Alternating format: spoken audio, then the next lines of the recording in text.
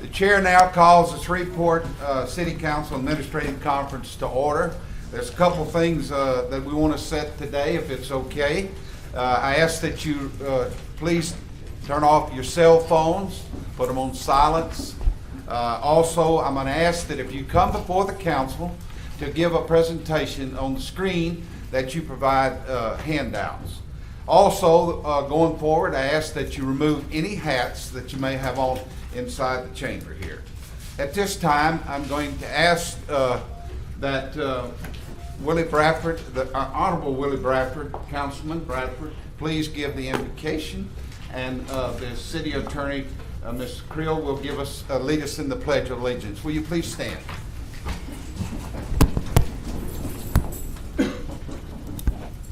Let's pray. Gracious Father, we come once again thanking you for this day and, Lord, for this opportunity for us to assemble as the legislative body of this city to do the best we can to provide guidance and directions for our citizens. We pray, Lord, for our mayor and for these council members who are here and those that are not here at this time, that you would direct our minds and our hearts to do things that would be decent and in order, that we may please you, and by pleasing you, Lord, we will be doing what's best for this city. We thank you now for your blessings. It is in thy name we pray. Amen. Amen. Please face the flag and recite the pledge with me. I pledge allegiance to the flag of the United States of America and to the republic for which it stands, one nation, under God, indivisible, with liberty and justice for all. The chair now recognizes Deputy Clerk Ms. Bogan. Would you please call the roll? Councilman Bradford. Present. Councilwoman Fuller. Councilman Nicholson. Councilman Butcher. Here. Councilman Floyd. Here. Councilman Green. I'm here. And Councilman Bowman. Here. With great excitement, I will anticipate asking for approval of the minutes of the Administrative Conference and City Council tomorrow, January the 13th, 2020. Yes, sir.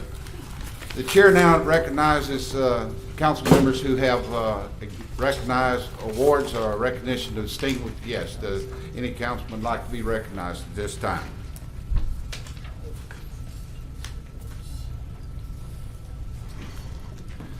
Okay. At this time, the chair recognizes Mayor Perkins.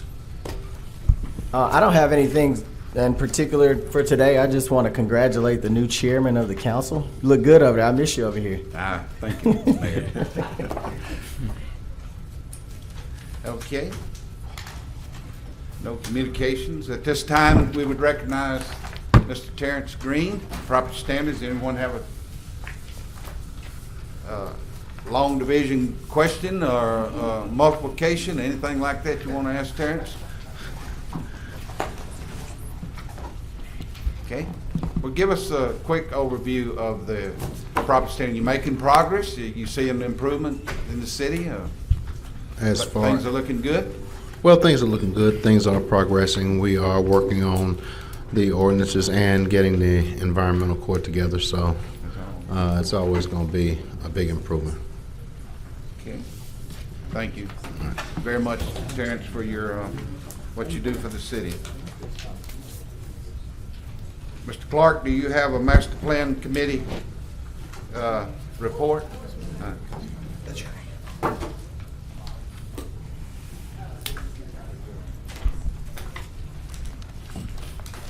Good Perfect afternoon, time. Mr. How you Clark. doing, Mr. Flurry? Good. Council. And we're going to do this, start doing this on a much more regular basis. We're noticing, and you may be noticing as you look around the metropolitan limits, that there's truly a need for some updating or some revisiting the current master plan. We're 10 years in, and at no point have we thoroughly just looked at and evaluated what has been accomplished the first 10 years, how successful has the first 10 years really been, and what directions do we need to take in reference to going to 2030 and completing the goals that were established by the master plan. We are looking at two options in accomplishing this goal. We're looking at meeting with you as the city council and meeting with the parish commission to attempt to bring in professional consultants to take the information that we have available, review that information, make a determination, and make recommendations on ways that we can go forward. Or we're looking at attempting to do it in-house.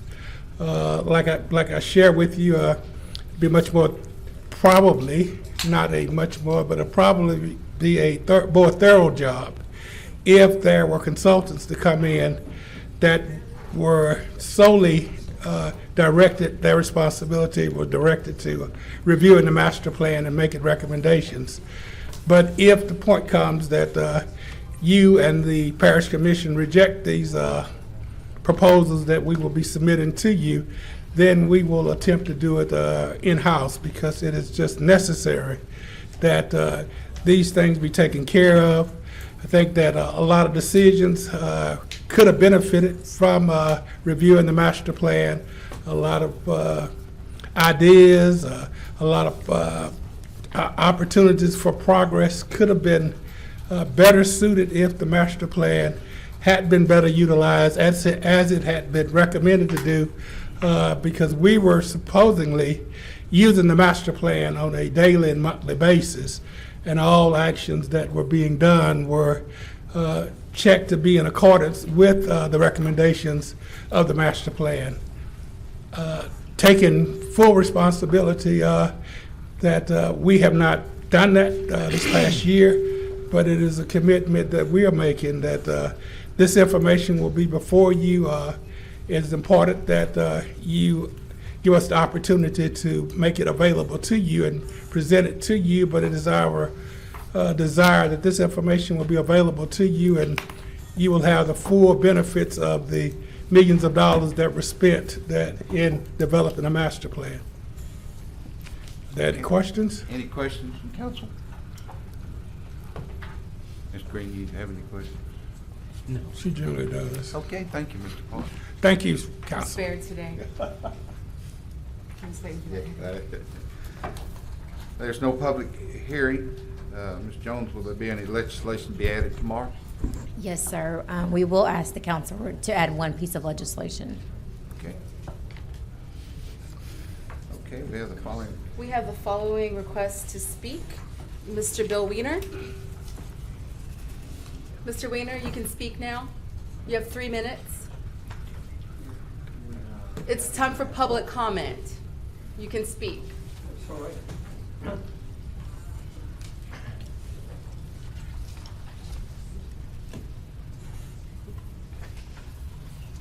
Thank you. I'm Bill Weiner, number 2 Longleaf Lane, Shreveport. This meeting is to set the agenda for tomorrow, and I'm here to ask if I can have my 3 minutes after the vote on the cross-bow situation, for whichever way it goes, to show where we should be going and looking at how we should go there after the vote. And if you can put me on the agenda to have 3 minutes, then I would appreciate it. Chairman. Any questions? No, Ms. Weiner, I think your request would be out of order. And if the council chooses to suspend the rules to allow that opportunity, that would be the preview of the council. But to speak on an item after it has been voted on, the charter, our rules does not allow that. Now, Mr. Chairman, it would be to the discretion of this body to honor his request. Well, this is another example of the council not wanting public input. If it's passed for or against, we need to address where we go next and consider how to do it.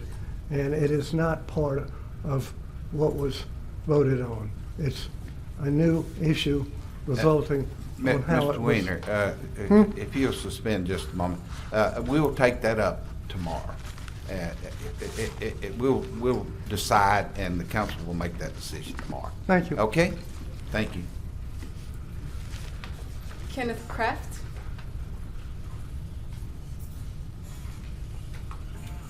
I don't see him. He's not here. No. Oh. That's all of the requests to speak. Okay. We have the following executive appointments to be considered tomorrow. Ms. Jones?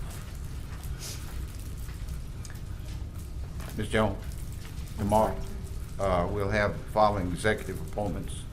Yes, sir. We do have, everyone should be here. We did hear from Ms. Brittany Turner with the Shreveport Memorial Library and some members for the Local Workforce Development Board.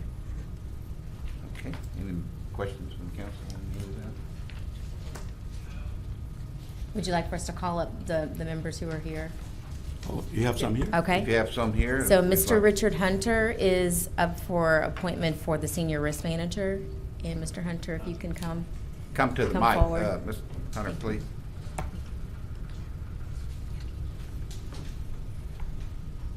And if you'll state your name and address, please. for the record. My name is Richard Hunter. Live in Franklin, Tennessee, 108 McGavock Circle, Franklin, Tennessee. We'll be moving to Shreveport, Louisiana. Okay. Good. Any questions for him? Yeah, Mr. Chairman, thank you. Ms. Councilman Hunter, Pratt. thank you for coming. I've been preoccupied for the last 2 weeks with family emergency, but tell me, you're being offered to be the risk management manager? Risk manager, yes, sir. Okay, tell me a little bit about yourself, your background, please. Yes, sir. I've been in the insurance risk management business since I graduated from college in 1974. So there's 46 years of experience. I worked for some of the largest corporations in the United States. Cigna Corporation, worked for AIG, worked for Liberty Mutual, worked for USF&G. My last assignment was with Dollar General as a corporate risk manager.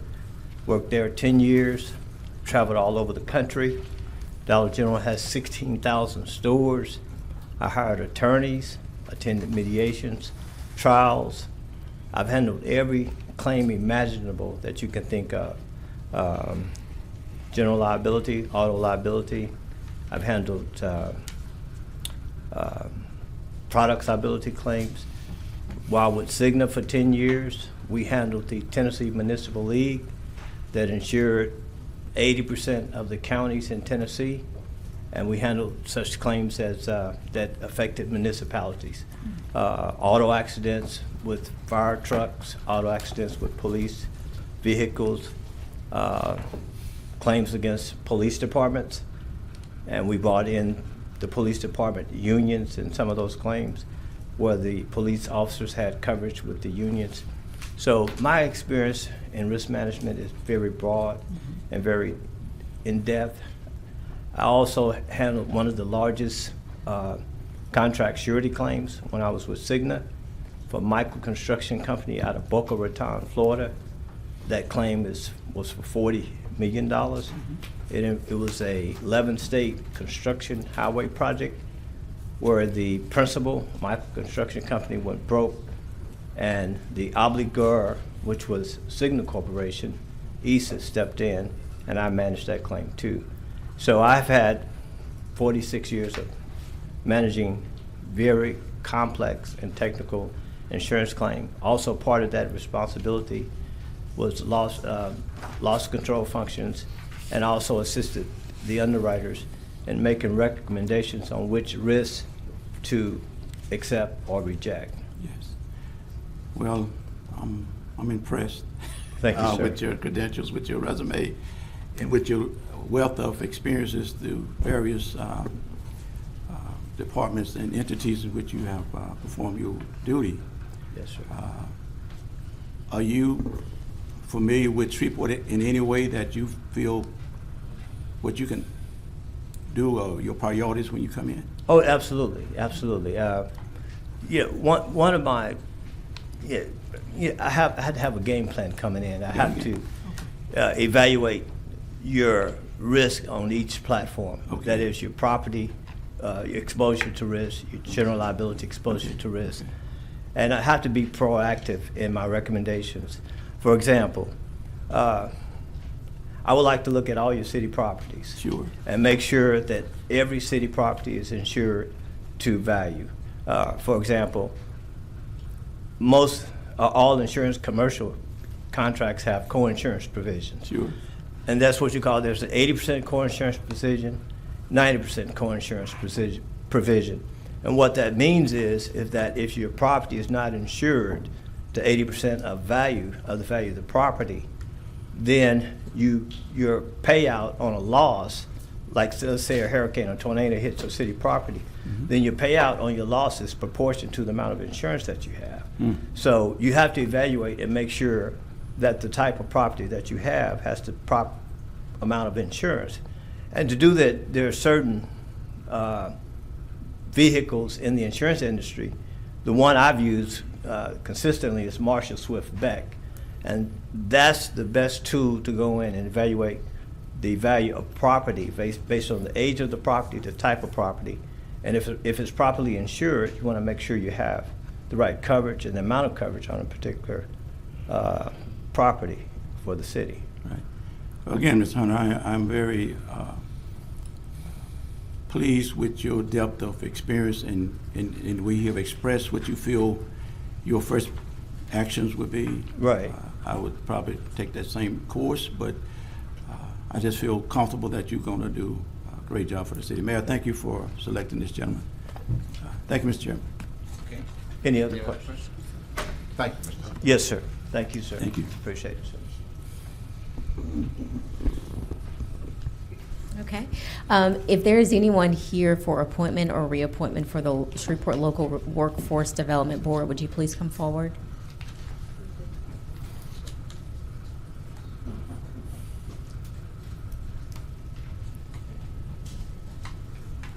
And you may come on up to the mic and introduce yourself.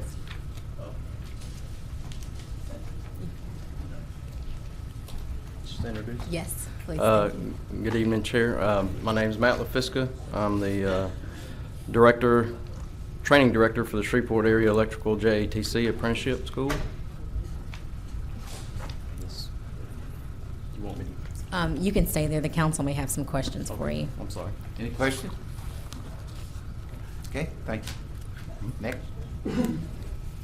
Hi, my name is Julie Bass. I'm the Chief Program Officer for Goodwill Industries. Okay, thank you. Good afternoon. I'm Shelley Ulrich, Director of College Transition Programs at Bossier Parish Community College. I'm the Work Ready U representative on the board. Good afternoon. My name is John Vaughn. I work with Louisiana Rehabilitation Services. We help individuals with disabilities go to work. Okay. Good afternoon. My name is Victor McGee, and I'm the Center Director for the Shreveport Job Corps Center. Okay.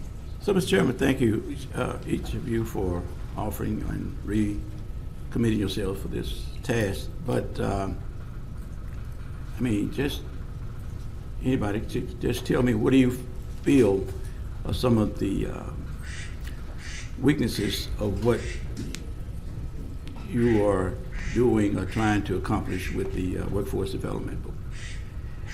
Strengths, weaknesses, do you have any comments regarding what has, especially the ones that have been reappointed, what do you feel has been some of the accomplishments and weaknesses or strengths in regards to carrying out your duties?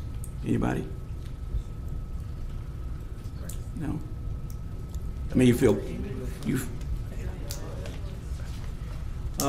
Right now, we're able to help more people in more ways than we ever have been before.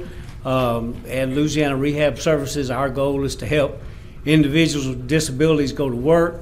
And so we've had, in years past, we've had some budgetary challenges that have been really challenged to us, but right now, we're able to help more people than we've ever been able to help before. Mr. Vaughn, thank you for those remarks. I wasn't trying to quiz anybody. I was just trying to get an understanding. Okay. But thank you for again for availing yourself for this task, and we look forward to working with you in any way we can. Okay. Thank you very much. Thank you, Mr. Chairman. Thank you. Okay. You all may be Okay, seated. thank you. Thank you.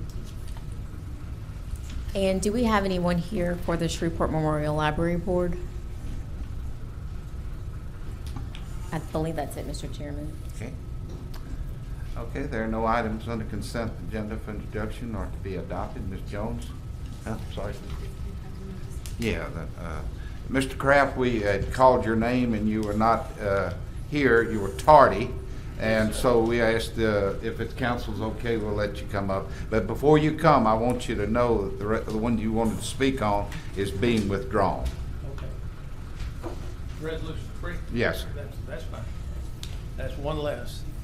Thank you all for tardy. I'll go 1 minute or less.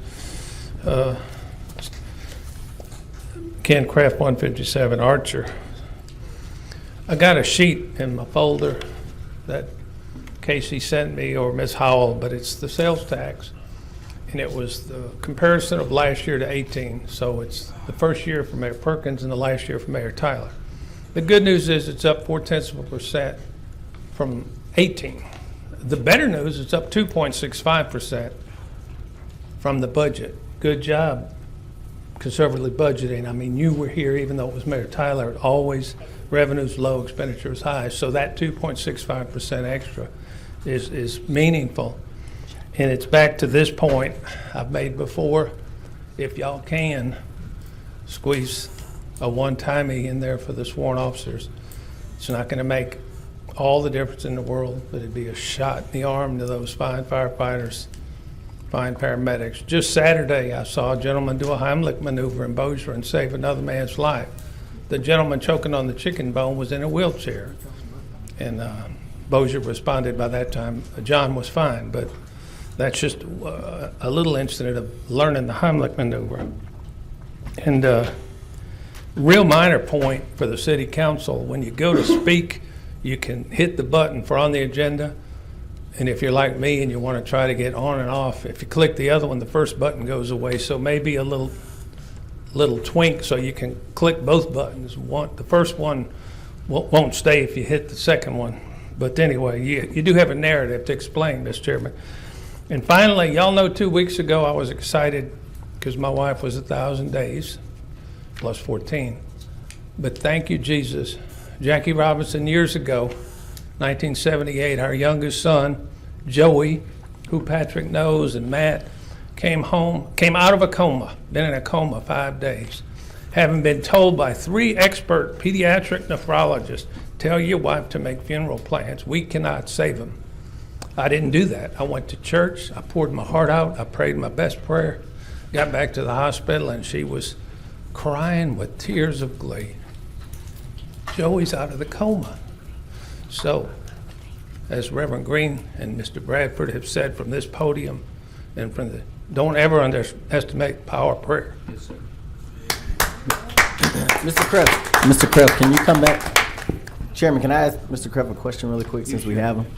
Mr. Kraft, can you give us an update on how well, thank you for your contributions to the meeting, first of all, but secondly, can you give us an update on how census planning is going? Shreveport. And how many jobs specifically, can you also touch on how many jobs are still available that we need to fill?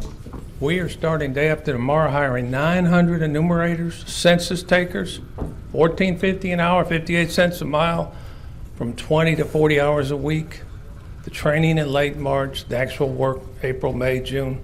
Shreveport is proud in the Atlanta office region to have the highest percentage of staffing. That's a mixed blessing, Mr. Mayor. We're the highest. It might be related to our low employment, and people are willing to work when they're not working.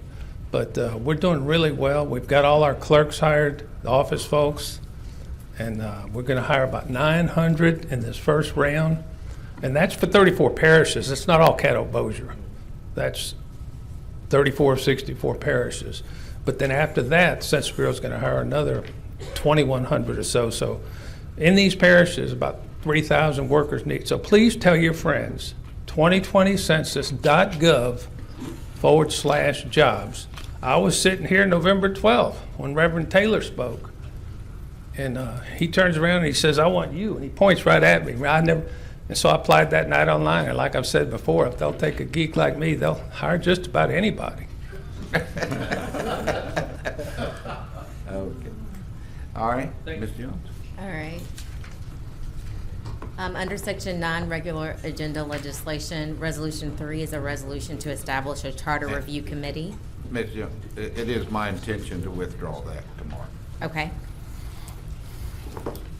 Resolution number 4, authorizing a request to be made to the Louisiana Department of Natural Resources, Louisiana State Mineral and Energy Board to seek public bids for oil, gas, and mineral lease involving the property located in District D and described herein, and to execute the lease for certain mineral interest owned by the city of Shreveport, and to authorize the mayor to execute any and all documents related to the intent of this resolution. Resolution 5 is to approve Tomac Glass Partners for participation in the Industrial Tax Exemption Program located at 2940 West Burt Coons Industrial Loop, Shreveport, Louisiana, 71118. Resolution number 6, authorizing the mayor to execute a binding memorandum of understanding between the city of Shreveport and Gateway Louisiana LLC. Resolution 7, establishing guidelines for the approval or disposal by the city of Shreveport City Council for industrial tax exemption applications submitted to LED for projects located in the city of Shreveport. Resolution 8, to congratulate Shreveport citizens Billy Anderson, Michelle Arnold, and Tashandria Frederick for being selected as fellows of the New Leaders Council Institute 2020 NLC Fellows Louisiana Chapter Program. Resolution 9, to recognize Shreveport police officers and K-9 Casper for their efforts in capturing a suspect wanted for the murder of a Texas deputy sheriff. Resolution 10, encouraging the MPC to pass a resolution to halt the acceptance of new annexation applications for a period of 12 months. Okay, any questions, discussion? Got one from Councilman Woodson. No, I don't. I will in a second. All right, that's it. We've already hit resolution 10, is that correct? Yeah. I just have a couple of questions about that. I am not in favor, and I've said this before, in any new annexations other than those that may be in an existing neighborhood with existing development. I've read it, and it says that it has to be surrounded by 3 sides. There's a possibility, like if a subdivision such as Lakeside on Long Lake or one of those in my district that's already in the city limits, it may not be surrounded on 3 sides. Is there any kind of verbiage that could be put in there about existing neighborhoods that are in the city limits? I'm sure it's possible. I don't know that I'm inclined to. Okay. I just think it's problematic if you have an existing neighborhood that is surrounded that is not in the city limits and that developer wants to continue to develop. How's it surrounded on less than 3 sides? Let's say Lakeside on Long Lake goes south. There's a development back there right now. So if it's going south, is there something that's already Just on one annexing the other side, one side would be. Then that sounds like it's expanding our boundaries. I think the whole point is that we need to take at least a year break from expanding our boundaries. But if we have neighborhoods, that are in the city limits right now, and they're going to be expanding, I think that's different than somebody going out and building a neighborhood.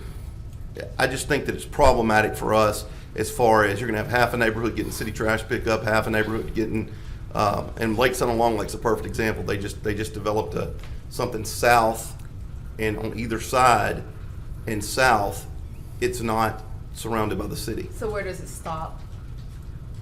We annex that piece in, and then what? But when do we actually get to halt it if we keep letting them add on pieces that are expanding the boundaries? If it's a missing tooth, that's one thing, and the language is already in there for that. But I think that it just creates, and I'm not inclined to slippery slope rhetoric or logic, but it sounds like there won't be any end to it. And that's the whole purpose of this. And the thing is that this is a resolution asking the MPC to go back and to halt that, to halt the acceptance of new annexation for a year, and we can still from there look at what those policies are going to entail. This doesn't actually set that policy. I just think in the future, if there is going to be future development of existing neighborhoods that have been in the city limits since the 90s, if those neighborhoods want to start another phase or anhave section, that verbiage should be put in this. That begs the question on whether or not they actually want to be annexed in the first place. Well, that's fish that have already been fried. We didn't have anything to do with that in 1993 when they were annexed. It was some salty, greasy fish, and now it's cold. But what I'm saying is, well, I mean, they are providing, and that's the majority of my district. I mean, they are providing a tremendous amount of tax base for the city of Shreveport. So I'm just saying that. There might be people here tomorrow that speak publicly, that speak on the public record about why that's only a part of the concern. I know Okay. exactly what you're talking about. Okay. But what I'm saying is, I can't support it as it's written because I am concerned that existing neighborhoods that want to start another phase or another section, which has historically happened in South Shreveport, I think that it would be a logistical nightmare for the city of Shreveport, for public service, for public safety, if those neighborhoods are expanding into a different phase or unit, for them not to be included in the city limits. The logistical nightmare they're having is that we've allowed all of this expansion and it doesn't pay for itself because we're trying to beg people back into our tax base that don't really want to be there, and we're spreading our infrastructure too thin. So we already have a logistical nightmare. Well, the infrastructure is provided by the developer the majority of the time. Now, And the deferred maintenance. the maintenance of it Right. is not, and I understand We can't afford that. It's very simple. This is all I'm saying. If there is an existing neighborhood that is in the city limits of Shreveport, and that developer decides to start another section and wants to be in the city limits of Shreveport, I think that you're just not accomplishing what you're wanting to do. I think that if it's already, all I'm asking is, if it's an existing neighborhood, then let them at least apply and not block them. Maybe we should have either Ms. Ewing that drafted this or Mr. Clark speak to it. That's fine. Mr. Clark, you want? And for the record, I am, like I said, against any new annexation that's not of an existing development. I'll yield to Mr. Clark, Mr. Chairman, but I was on the board first. Yes. No, you go ahead, Mr. Clark, you're making your remarks. Right. I'm just talking about an existing development. What say you, Mr. Clark? Well, I apologize, Mr. Fleury. I just found out that the only way I could see out of my glasses was hanging them down on my nose, so that's why they're hanging down on my nose. As long as you don't have a hat on, Mr. Clark. It's my understanding, and I may be incorrectly understanding the intent of Councilwoman Fuller's request is for us to study, probably not in a whole lot of time frame, but to study whether or not it is advantageous for the city to continue to do annexations. And we are very much up for the job because we have ideas on both sides of the issue, and then it just would be advantageous to sit down and take a little time in order to truly do some nationwide research and internal research to just come up with a recommendation for you all. So, if there is a subdivision that wants to expand in my district, it's already existing subdivision in the city limits, and our ordinance says that they have to petition for annexation to be able to hook onto the water and sewer. That's correct? I think that's correct, yes. What happens to their petition at that point? Will they be allowed to petition? It may not be. I'm just saying, is it going to halt development for them to be tied to the water and sewer? I know that we've talked about all kinds of fees to tile, impact fees, all this other kind of things that we could do.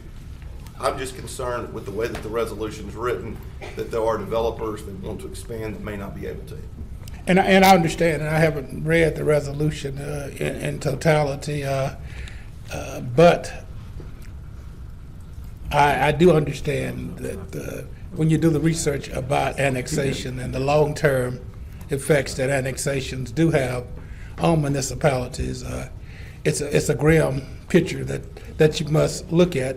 And it won't be us, but it will be future executive directors of the MPC and future city council persons that will have to face those things. And that's why I'm sharing with you that we are not opposed to, and I hope I'm understanding her request is for us to truly study in depth. I'm ready for us to pull a trigger on halting some. I would hope that. Enough talking about talking. Well, you asked me to come up. But I'm clarifying for you. Okay. And did I misunderstood what your intentions were? I don't think we're quite at that point, Councilman Butcher, but Well, we just, is it not true that the MPC just approved 128 acres north of town? Was it surrounded on 3 sides? No, sir. Okay. There's no policy to stop it. But I don't know if you want to discuss that now when it comes up on the agenda. No, I yield to Councilman Bradford. I'm sorry. Thank you, Mr. Chairman. My comment's not referred to you, sir. Okay, thank you. But I will like to say, Mr. Chairman, that I am in agreement with Councilman Butcher in the fact that if we have already existing city equations that are contiguous with the city already, we should at least allow that application to be heard. It's those annexations that are expanding the boundaries of the city in a way that will create for the city more expenses and resources. If we got water and sewer and police and fire protection already available there, just like what happened in my district in Trinity Heights, for instance. I mean, on one block from that development, from that annexation, it was caught in between 2 city infrastructures. And that was an easy annexation. And now we're gonna get 80 to 100 new homes, middle-class homes developing there. That type of annexation, I thought was a great, the one that was approved. It's landlocked, adjacent to the MLK community. I mean, if you go outside of that 120 acres, you're in Blanchard. That's an easy annexation, in my opinion. But that's not why I wanted to speak right now. But Chairman, I want to speak regarding Resolution 6. Okay. Thank you, Mr. Chairman. Mr. Chairman, I, for the life of me, cannot understand how a simple resolution asking the City Council to enter into allowing the mayor of Shreveport to enter into a discussion in negotiations with a developer has turned in such a polarizing issue for this city. The chatter is deafening. In the last 4 years, I have met with over a dozen developers or business people regarding development opportunities for this city. Most of them have faded away. Several I met with the mayor. 2 of those are still on the table. The Cross Bayou proposal was presented to this city over 2 years ago. There was one presented during the administration of Mayor Tyler. But long before this new council came to being, the previous council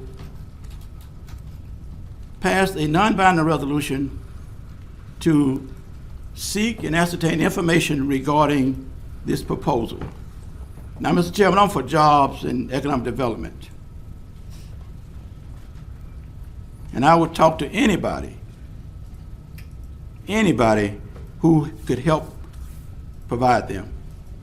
Like I said, over 2 years ago, I met with some people from Gateway and I heard their proposal.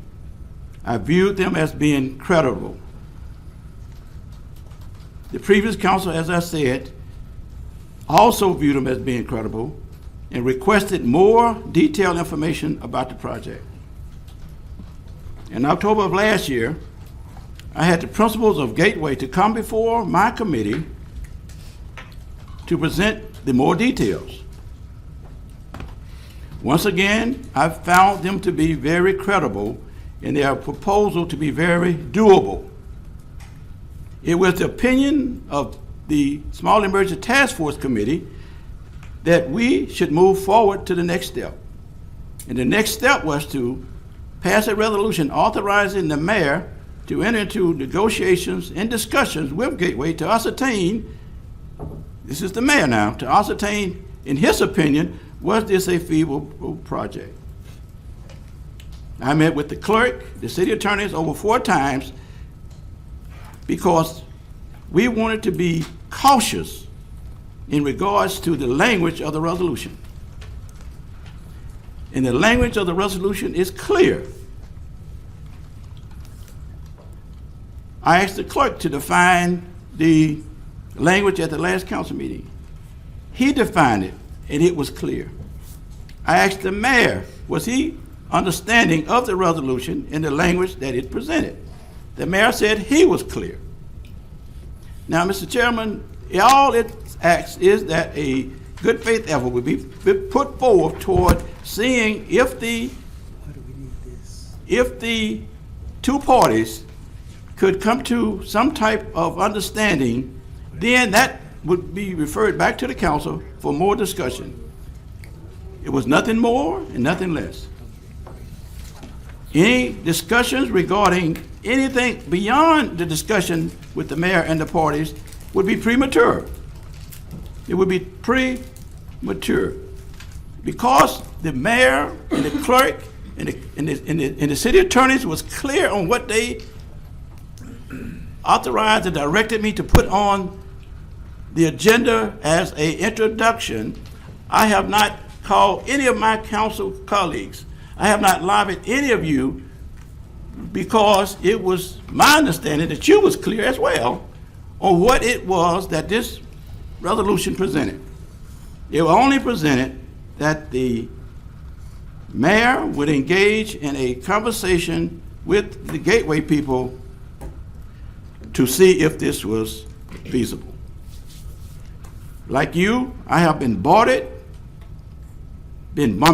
with calls and emails from so many, especially those who are opposing the idea that even allowing the mayor the opportunity to negotiate would be should not be allowed.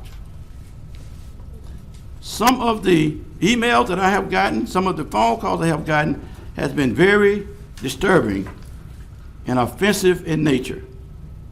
I'm for jobs and economic development. I would talk to anybody who could help provide them. But every time I look at any opportunity, I try to look at options. And with a city who has a high poverty rate, over 50%, who has a high unemployment rate, a city that is dripping in opportunities that we need to invest back into this city, and people that come forward that want to allow those opportunities to come forward, I cannot sit here, Mr. Chairman, and not try to help this situation. And like I said, some of the communications that have been coming my way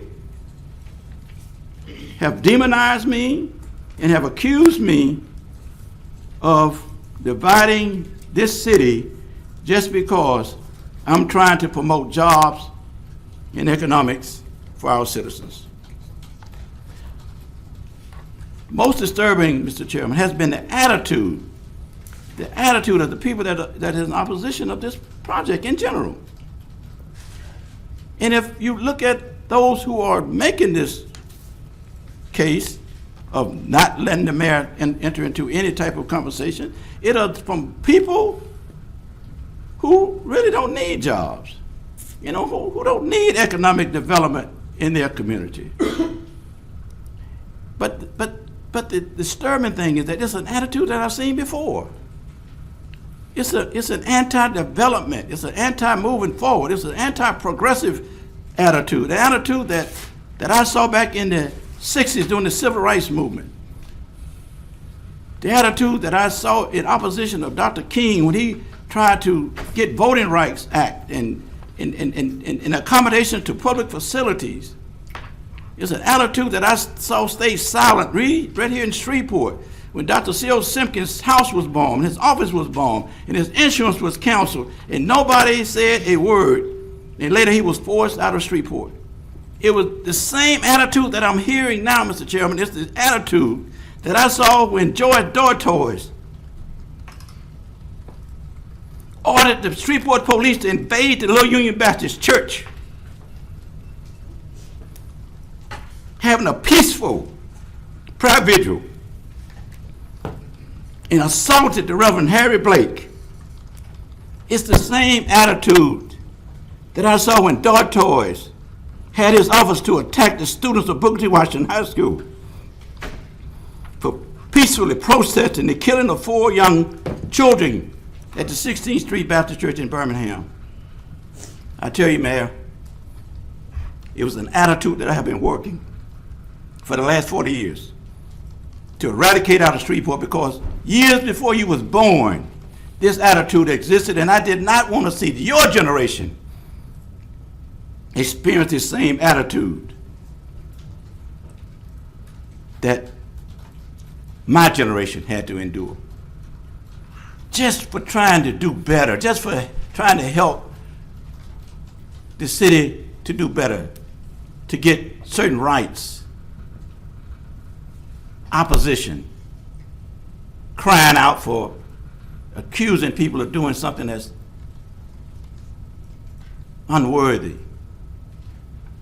There's nothing wrong with trying to talk to people to see if we can communicate to get something for this city.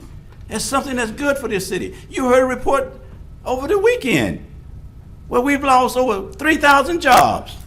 And there, I said time and time again, that's not a crane, there's not a capital project going on in Shreveport, have not one been going on for over 20 years since the convention center and hotel. And yet, we don't even want the conversation.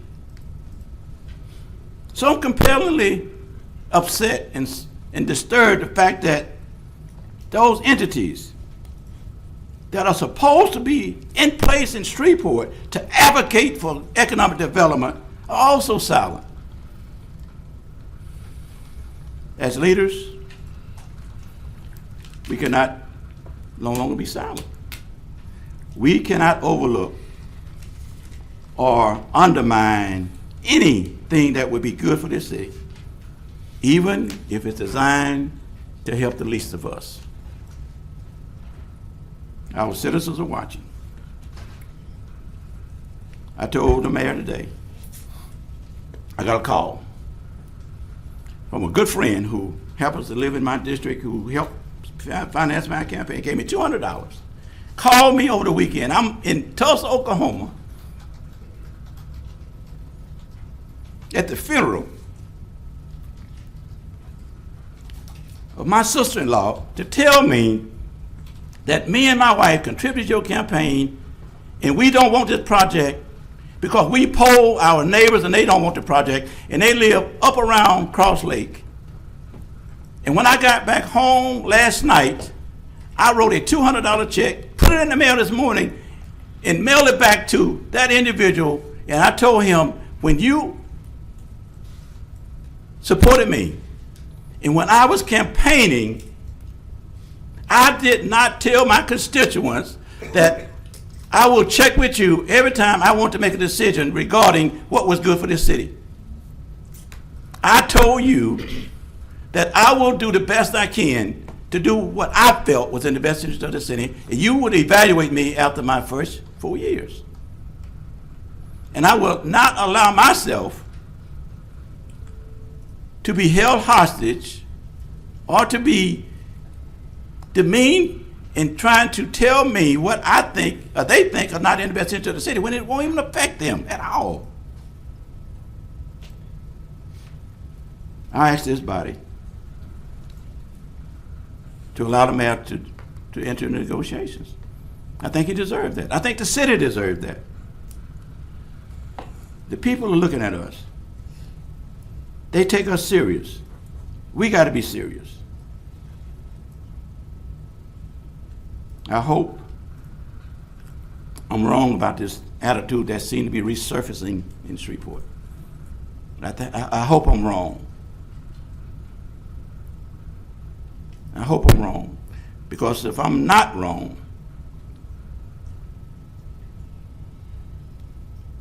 then let's pray for our city.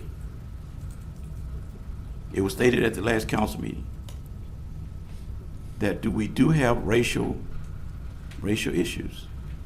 The mayor has taken a proactive approach to initiate a race relations commission that I think will go a long ways in creating an avenue, a venue for us to communicate and talk to each other once again. We don't have statesman-type leaders anymore.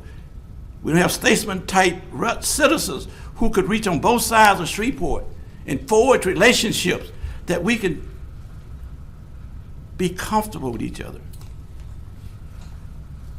6% African American city with 6% poverty level, with high unemployment. And you expect for me to sit here and not do nothing, to not try to at least put forward some initiative to get a conversation started? And the mayor has agreed that he welcomed the conversation. Let's do the right thing, council members, and let's at least try. Give the mayor the opportunity to talk. All of this other chatter is premature. The mayor would bring back what his findings would be in regards to the feasibility of this project and the opportunities that may prevail afterwards. He can't move beyond what this resolution says. Y'all, some people are reading the whole whereas. That's not the resolution. That's not the resolution. The resolution is now therefore it be resolved. That's the resolution. That's the order. The order is now therefore let it be resolved that in legal session this council is hereby authorizing the mayor to execute on behalf of the city a binding memorandum of understanding to ascertain the feasibility of engaging in a relationship with Gateway Development. Nothing more, nothing less. But yet we have allowed it to seep into the racial climate of this city and accusing people, specifically Willie Bradford, of being divisive and demonize me as a person who, if you look at my record, has been the most proactive, citizen-minded. I would put my community record over the last 40 years up against anybody. Anybody on this council, anybody in this city. The boards and commissions that I've served on, the work that I've done, the job that I've provided, against anybody. I would challenge anybody to put forth that record. And yet, here we are in 2020, allowing these ghosts of the past resurfacing in this city that we all claim we love. Mr. Chairman, thank you very much. Okay. Councilman Green, recognize Mr. you. Councilman, what group is it that filed a lawsuit?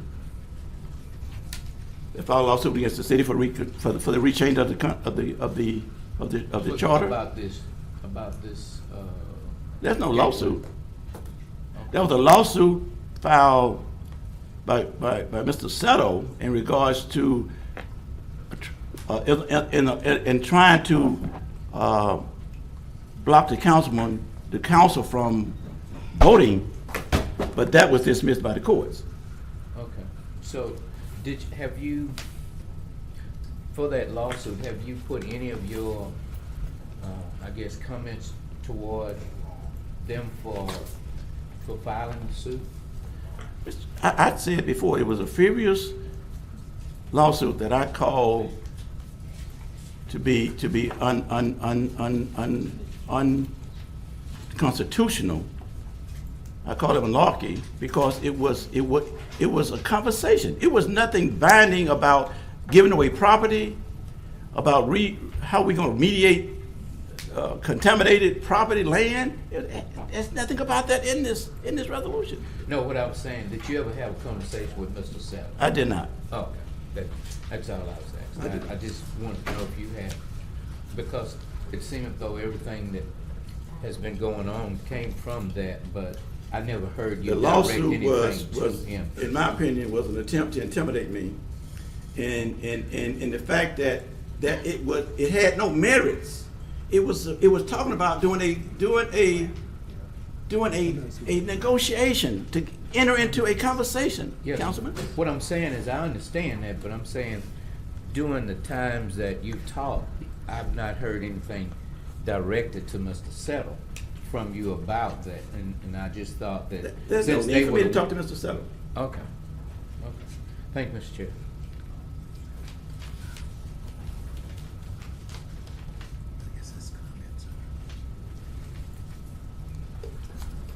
Okay, any other? I'm finished. Yes, go ahead. Just one point of clarification, council, and Mr. Chairman, the suit is still pending. It has not been dismissed. Okay. What did the court dismiss, attorney? Without going into the details of the litigation, the court denied one of the requests that's within the petition, but the entirety of the petition has not been dismissed. Mr. Chairman, she's right because there's a hearing set, but my point is simply that the material in the lawsuit is premature. That was not a part of the resolution. That's my point. Yes. Point taken. Yes, Mr. Chairman, my point was, I think they should have a conversation with Mr. Settle and not make it seem like it's directed to me as a councilman, because I have not said anything. Yeah. But all of whatever has been said, then it's like we've done something wrong, and we hadn't got to that point yet. That's right. So, Mr. Sulla, I just think that you should talk to your friend, Councilman Bradford, so y'all can sell that. Thank you very much. Okay, Ms. Jones? Okay, under Section B, there are no resolutions for introduction.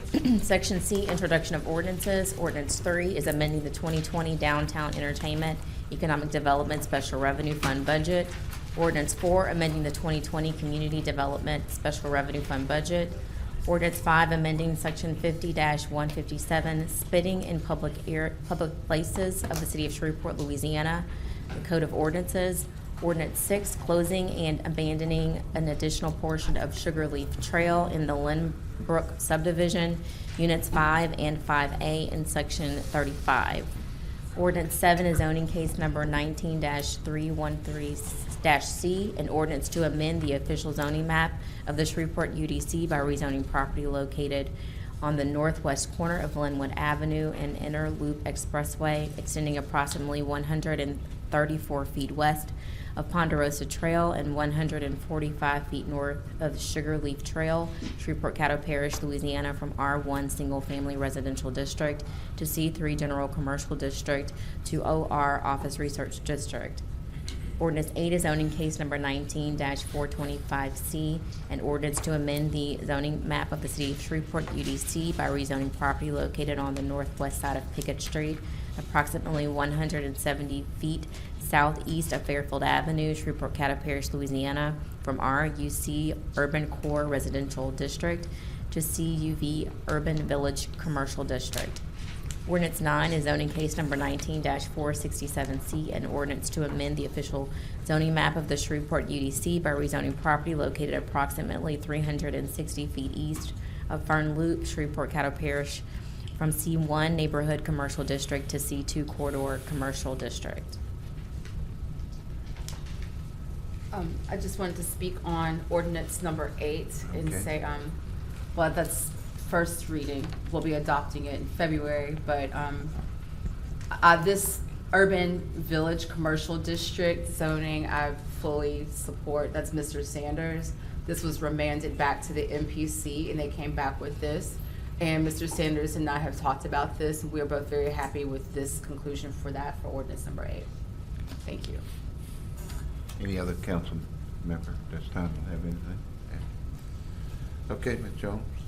Section D, ordinance on second reading and final passage, ordinance 161, amending Chapter 10, Article 4, Division 2, Section 10-175 of the Code of Ordinances regarding hours of operation or retail dealer of alcohol, non-downtown zoning districts.